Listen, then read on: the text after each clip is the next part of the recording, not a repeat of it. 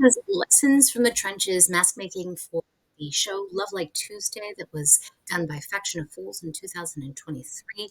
I'm the mask maker, Tara Carriasso, and I'm just going to share a little bit of knowledge with you. This was a really big show, and it was the first time I had made the decision that I was going to make masks custom for every single actor and every character that they had. So we are going to move into why I'm talking about this. Um, so what I've discovered being a mask maker over the last 13 years is that um, it can actually be quite controversial. Um, it's a form of theater that is not practiced so much because of the very customized tools, the masks themselves. And there are very few places in the country that actually promote, in the US, promote mask making anymore. I think that that is true for a few reasons. Uh, One of them is that, of course, COVID took funding away from a lot of institutions, and it's very challenging for institutions to find money for anything in the arts in general. And so, physical theater work is necessarily sort of shaken down. But also, really importantly, there's been a cultural upheaval.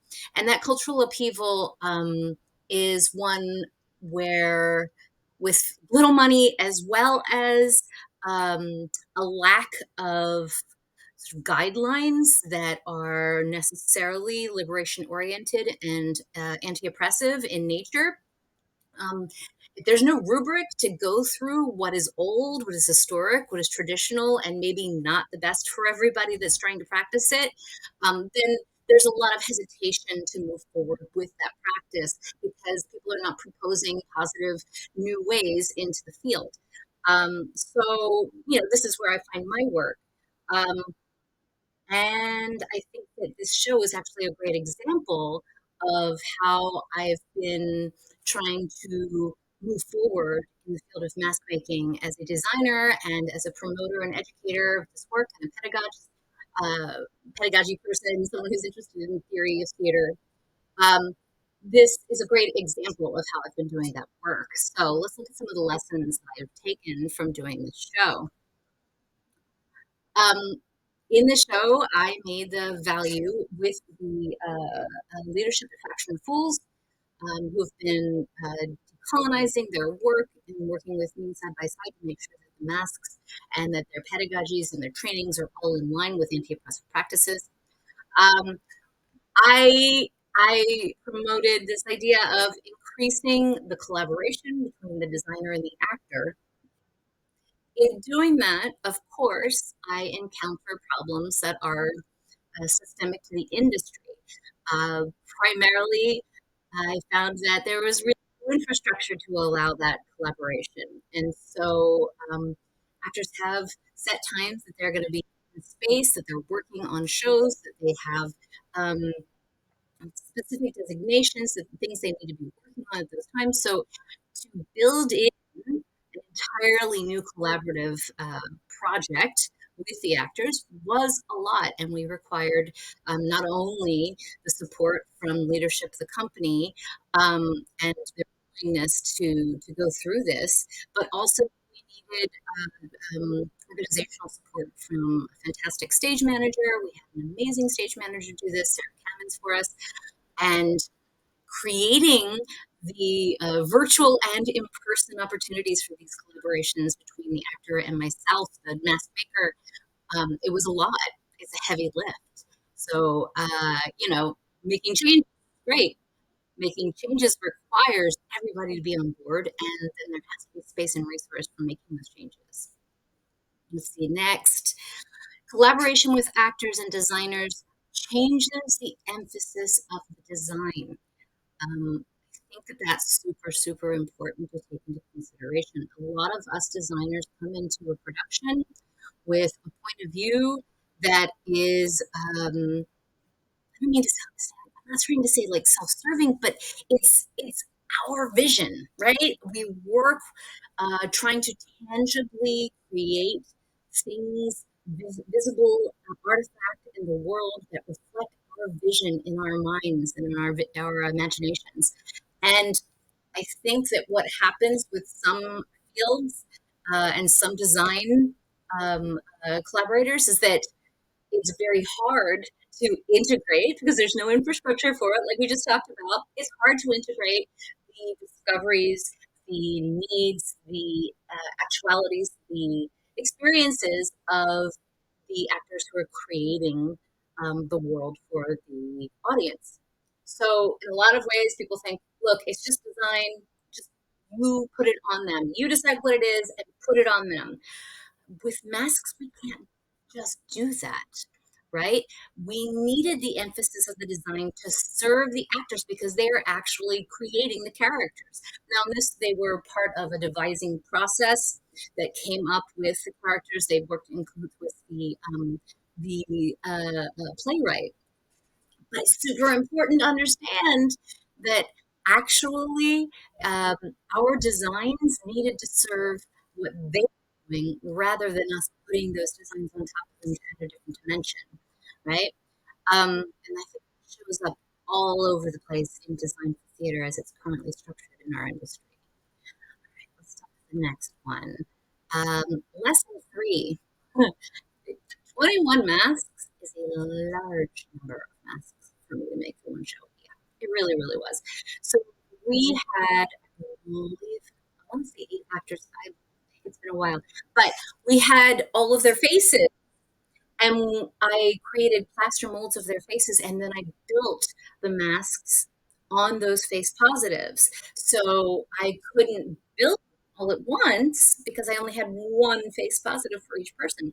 Face positives are tricky to replicate, and it's very time taking and it's very costly.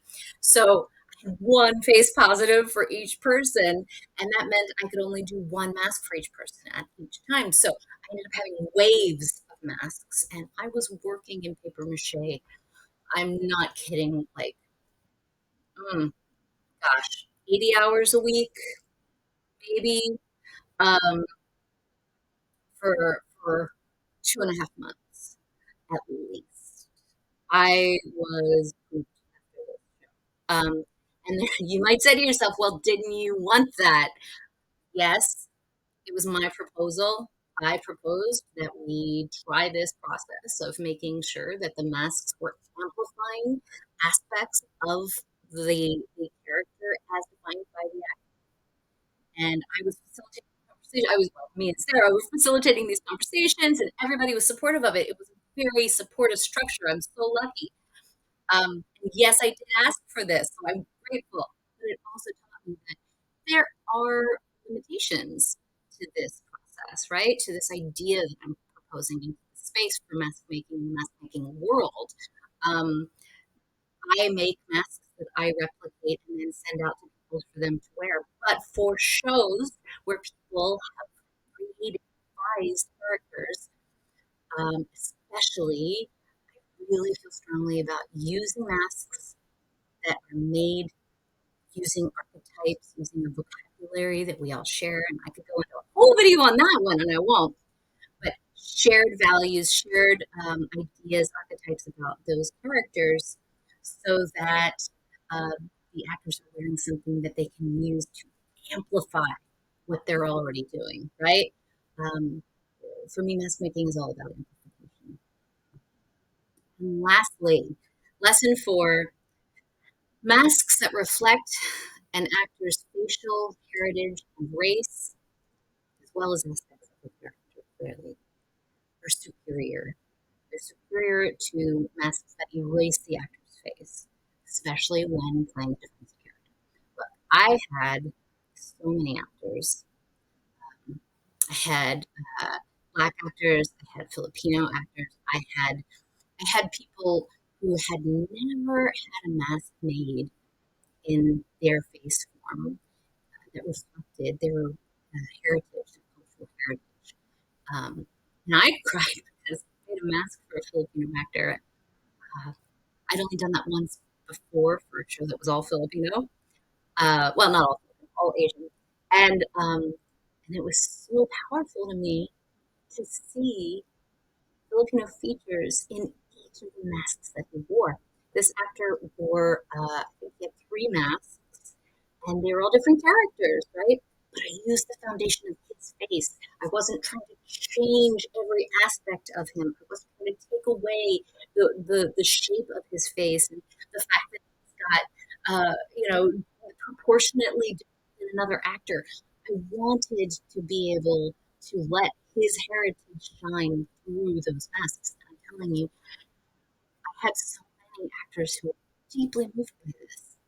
In fact, it's not the only show that I've had this experience. In other shows that I've done, and I've been adopting this process of using these facial features that are part of the actor in the design, um, and then amplifying, character aspects in the mask itself. They've come to me and they've had so much emotion attached to being represented on stage. Um, it means so much to us to not be hidden under a mask that looks nothing like us. Yes, maybe you'll see my hands are brown sometimes, but my face is not brown too. You lose a great deal of what I'm bringing. So I think it's really important for us as mask makers in this world and as a designer in this industry to be thinking really, really specifically and um, with care, that we are not erasing people's heritage and representation in. And that is it. Thank you so much for your time. And